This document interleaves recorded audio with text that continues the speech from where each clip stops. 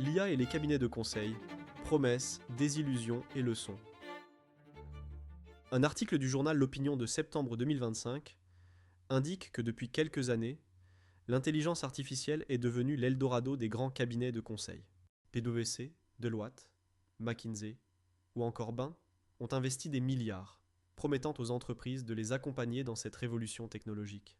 Les slogans se veulent rassurants et ambitieux. Personne ne met l'IA au service de votre entreprise comme nous. L'idée est simple. Expliquer aux dirigeants qu'ils pourraient rater le coche s'ils n'étaient pas accompagnés. Mais très vite, la réalité a rattrapé ses promesses. Beaucoup de clients ont découvert un décalage frappant entre les discours et la valeur réelle apportée. Dans de nombreux cas, les consultants n'avaient guère plus d'expérience pratique que des étudiants curieux d'expérimenter les nouveaux outils. Résultat, des démonstrations séduisantes, parfois des concepts intéressants, mais rarement un déploiement concret à grande échelle. Certaines entreprises, comme Merck ou Bristol Myers Squibb, ont même choisi de reprendre leurs projets en interne, estimant que leurs propres équipes techniques étaient plus compétentes pour concevoir des usages concrets de l'IA générative. Cette situation alimente une frustration croissante. Ils ont fait des promesses démesurées, reconnaissent certains dirigeants. Beaucoup disent avoir payé des millions pour de longs rapports stratégiques, sans véritable application pratique. Le constat est d'autant plus sévère que les entreprises sont aujourd'hui beaucoup plus aguerries en matière de numérique. Dans des secteurs complexes comme la santé, les équipes internes se révèlent souvent mieux placées que les consultants pour identifier et tester des cas d'usage pertinents. Pourtant, le marché existe bien. Les dépenses mondiales liées à l'IA générative sont passées de 1,3 milliard en 2023 à près de 3,8 milliards en 2024.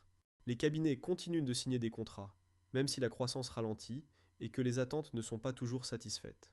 Ils restent utiles pour partager des solutions vues ailleurs ou pour accompagner ponctuellement des projets, mais leur position est plus fragile que jamais. Le retard dans le recrutement de vrais spécialistes de l'IA pèse lourd sur leur crédibilité.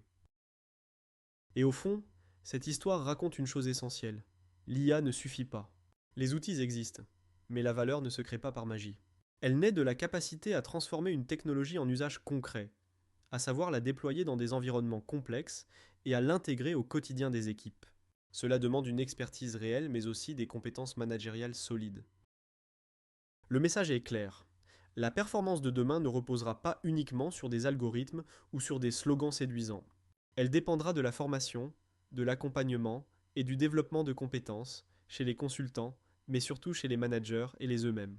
C'est ce capital humain, capable de guider et de piloter l'IA, qui fera la différence dans la réussite ou l'échec des organisations.